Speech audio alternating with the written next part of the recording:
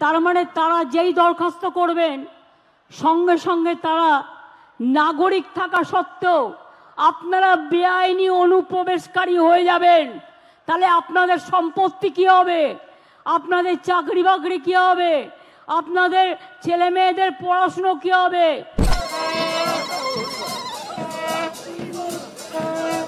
লাগু হয়েছে, এই কারণের জন্য আমরা আনন্দিত। এই আমাদের এই 50 আন্দোলন আজকে সফল হলো।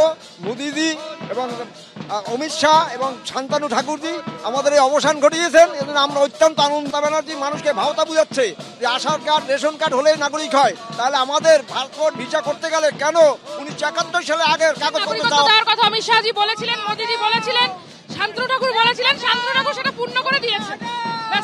मोदी जी का धन्यवाद, उसने हमें नागरिकता दी, हमें बहुत अच्छा लगा। তো আমরা সবাই জানি গতকাল মানে 11ই মার্চ 2024 তারিখে নরেন্দ্র মোদী সরকার এক ঐতিহাসিক পদক্ষেপ নিয়েছে, যা ভারতবর্ষে সিএএ আইন লাগু করেছে এবং এটি সিএবি বিল পাস করার প্রায় 4 বছর পরে ভারতবর্ষে এই আইন কাল চালু হলো। তো কিছুক্ষণের মধ্যেই দেখে নেব সিএএ, সিএবি আর এনআরসি কি, এতে জনগণের কি লাভ হবে আর কি ক্ষতি হবে। তাই দয়া করে ভিডিওটি সম্পূর্ণ দেখুন আর সঠিক বার্তা আপনার বন্ধুদের মধ্যে শেয়ার করুন। সিএএ নাগরিক সংশোধনী বিল, যাকে সিটিজেন অ্যামেন্ডমেন্ট বিলও বলা হয়। এই বিলটিকে লোকসভায় 9 ডিসেম্বর 2019-এ পাঠানো হয়েছিল এবং 12 ডিসেম্বর 2019-এ এই বিলের ওপরে রাষ্ট্রপতি স্বাক্ষর করে, যার ফলে এই বিলটি একটি আইনে পরিণত হয়, যার নাম বদলে রাখা হয় নাগরিক সংশোধনী আইন। তো আমাদের একটা কথা মনে রাখতে হবে যে যখনই কোনো আইনের ড্রাফট তৈরি হয় তখন তাকে বিল বলে এবং এই বিলটির ওপরই যখন রাষ্ট্রপতির সিগনেচার হয়ে যায় তখন এই বিলটি একটি আইনে পরিণত হয়। তো সবার প্রথমে সিএবি মানে সিটিজেন অ্যামেন্ডমেন্ট বিল প্রস্তুত করা হয় 2016 সালে ভারতীয় সংসদে। এই বিলটি অ্যামেন্ডমেন্ট বা সংশোধনী নাম হওয়ার কারণ হলো 1955-তে এই বিলটি সিটিজেন অ্যাক্ট নামে পরিচিত ছিল, যা 2016-তে কিছুটা সংশোধন করা হয়, যেই কারণে এই বিলটিকে সিটিজেন অ্যামেন্ডমেন্ট বিল বলা হয় এবং রাষ্ট্রপতি স্বাক্ষরের পরে এই বিলটি সিটিজেন অ্যামেন্ডমেন্ট অ্যাক্ট 2019 নামে পরিচিত হয়। তো এই সিএএ বা সিটিজেন অ্যামেন্ডমেন্ট অ্যাক্টের উদ্দেশ্য হলো পাকিস্তান, আফগানিস্তান ও বাংলাদেশে যে সংখ্যালঘু সম্প্রদায়ের ওপরে ধার্মিক প্রতারণা হয়েছে, তার ফলে যে বা যারা 31শে ডিসেম্বর 2014 পর্যন্ত বা তার আগে ভারতে পালিয়ে এসেছে বা ধর্মীয় প্রতারণার শিকার হয়ে এসেছে, ওই সমস্ত দেশগুলি থেকে তাদের পূর্ণ নাগরিকত্ব দিতে ভারত সরকার এই সিএএ আইন গতকাল সারা ভারতে কার্যকর করেছে। মানে 11ই মার্চ 2024-এ এই আইনের মাধ্যমে হিন্দু, বৌদ্ধ, শিখ, জৈন, পার্সি ও খ্রিস্টান ধর্মাবলম্বী নাগরিকদের পূর্ণ নাগরিকতা প্রদান করা হবে, যারা 2014 31শে ডিসেম্বরের আগে ভারতে এসেছে। তো এবার একটু দেখে নিই হিস্টোরিক্যালি ইন্ডিয়াতে মাইগ্রেশন কেমন হয়েছিল। আমরা যদি ইতিহাসের দিকে নজর দিই তাহলে দেখব যে দ্বাদশ থেকে বিংশ শতাব্দীর মধ্যে পার্সিরা এসেছিল ভারতে। তারা ইরান থেকে গুজরাট কোস্টের মাধ্যমে ভারতে প্রবেশ করে।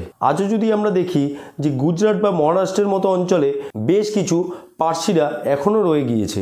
এরপর 1947-এ পার্টিশনের সময় ভারতের সবথেকে বেশি মাইগ্রেশন হয়েছিল। তারপর 1959-এ চায়না যখন তিব্বত আক্রমণ করে তখন বেশ কিছু তিব্বতেরিয়ান ভারতের হিমাচল প্রদেশে পালিয়ে আসে এবং এরপরে সবথেকে মেজর যে মাইগ্রেশন হয়েছিল ভারতবর্ষে তা ছিল 1971-এ বাংলাদেশের মুক্তিযুদ্ধের সময়।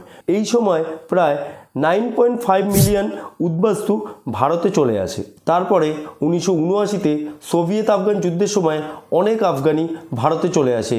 এরপর 1980 থেকে 90 শ্রীলঙ্কার গৃহযুদ্ধের সময় বহু তামিল শ্রীলঙ্কা ছেড়ে দক্ষিণ ভারতে পালিয়ে আসে এবং 2015 থেকে এখনও পর্যন্ত বেশ কিছু মায়ানমারি, রোহিঙ্গা ও বাংলাদেশি ভারতে মাইগ্রেট হচ্ছেই। তো এগুলোই ছিল মেজর মাইগ্রেশন, যেটা আমাদের সবার জানা দরকার। তো এই সিএএ আইন চালু করার আগে সরকারকে বেশ কিছু সমস্যার মুখোমুখি হতে হয়েছিল এবং বেশ কিছু প্রশ্নের উত্তরও দিতে হয়েছিল। যেখানে প্রথম প্রশ্ন ছিল যে কেন ভারত সরকার শুধুমাত্র এই 3 দেশের সংখ্যালঘুদেরই নাগরিকত্ব দেবে। তো এই প্রশ্নের উত্তরে ভারত সরকার বলছে যে এই 3 দেশের কনস্টিটিউশনে একটি ডিক্লেয়ার স্টেট রিলিজিয়ান রয়েছে আর সেই রিলিজিয়ান হলো ইসলাম। আর সেই কারণেই এই 3 অঞ্চলের সংখ্যালঘুদের ভারত সরকার নাগরিকত্ব দিচ্ছে। এবং দ্বিতীয় সবথেকে বড় যে ইস্যুটি উঠে এসেছিল যে কেন শুধুমাত্র এই 6 জাতি, কেন এর মধ্যে মুসলমান ইনক্লুড নেই। তো এই দ্বিতীয় ইস্যুতে ভারত সরকার বলে যে পাকিস্তান, বাংলাদেশ ও আফগানিস্তানে এই 6 কমিউনিটিই হলো সংখ্যালঘু, আর ওই সমস্ত দেশগুলি ধর্মের ভিত্তিতেই দেশভাগ হয়েছে। তাই ওই অঞ্চলের সংখ্যালঘুরা ধর্মের ভিত্তিতে নিপীড়িত হওয়ার কারণে ভারত সরকার শুধুমাত্র এই 6 কমিউনিটিকেই যুক্ত করেছে। তো এই ছিল সিএএ আইন আর সিএএ আইনের উদ্দেশ্য। তো এবার আমরা দেখব যে বহু চর্চিত এনআরসি কি। NRC national register of citizenship. NRC হলো ভারতীয় নাগরিকের নামের একটি রেজিস্টার, যা বিদেশি বাংলাদেশি অবৈধ প্রবেশকারীদের শনাক্ত করার জন্য আসামে আপডেট করা হয়েছে। এই বাংলাদেশি অনুপ্রবেশকারীরা 1971-এ বাংলাদেশের মুক্তিযুদ্ধের সময় ভারতে অবৈধভাবে প্রবেশ করেছিল, কিন্তু এনআরসির অনুসারে শুধুমাত্র ওই ব্যক্তিকে বা পরিবারকে ভারতীয় মানা হবে যাদের 1971 25শে মার্চের আগের সমস্ত কাগজপত্র রয়েছে। এখানে আসামের নাগরিকদের দাবি হলো যে এই বাংলাদেশি অনুপ্রবেশকারীরা ধীরে ধীরে তাদের অধিকার দখল করে নিচ্ছে, আর আসামের সমস্ত অপরাধমূলক কাজে তারা যুক্ত রয়েছে, আর এই কারণে ওই সমস্ত অনুপ্রবেশকারীদের তাদের দেশেই পাঠিয়ে দেওয়া উচিত। তো আসামে এনআরসি করার মূল উদ্দেশ্য হলো বহিরাগতদের শনাক্ত করা। তো এই ছিল এনআরসি। তো এবার আমরা এনআরসি আর সিএ এর মধ্যে পার্থক্যটা দেখব যে এনআরসি কি আর সিএএ কি। এনআরসির ফলে ভারতের অনুপ্রবেশকারীদের দেশ থেকে বিতাড়িত করা হবে, যেখানে সিএএ এর মাধ্যমে ভারতের অনুপ্রবেশকারীদের নাগরিকত্ব দেওয়া হবে।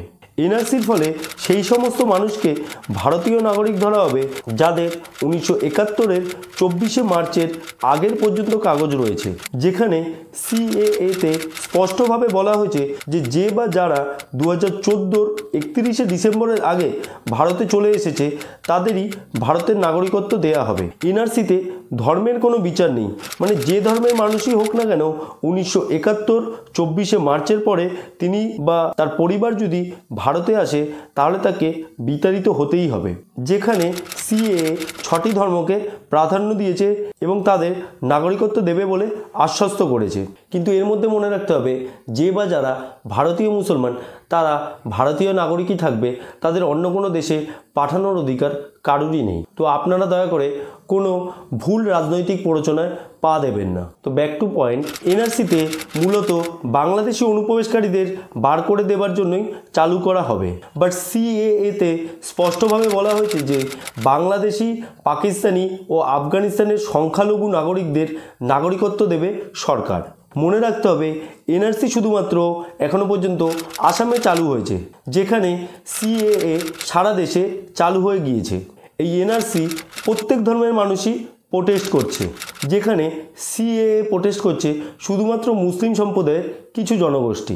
তো এই ছিল এনআরসি আর সিএ এর মধ্যে পার্থক্য। তো এখন ক্লিয়ার কাট কথা হচ্ছে যে আপনি বা আপনার পরিবার যদি 2014-এর 31শে ডিসেম্বরের আগে ভারতে চলে আসেন তাহলে ভারত সরকার এই সিএএ আইনের মাধ্যমে আপনাকে বা আপনার পরিবারকে পূর্ণ নাগরিকত্ব দেবে এবং আপনি ভারতীয় নাগরিক বলে গণ্য হবেন। তো এই ছিল এনআরসি, সিএএ আর সিএবি। তো আশা করি আপনাদের মধ্যে এই বিষয়টি ক্লিয়ার হয়ে গেল। তো দয়া করে ভিডিওটি ভালো লাগলে বন্ধুদের সাথে শেয়ার করুন, আর চ্যানেলে প্লিজ নতুন হলে চ্যানেলটিকে সাবস্ক্রাইব করে দিন।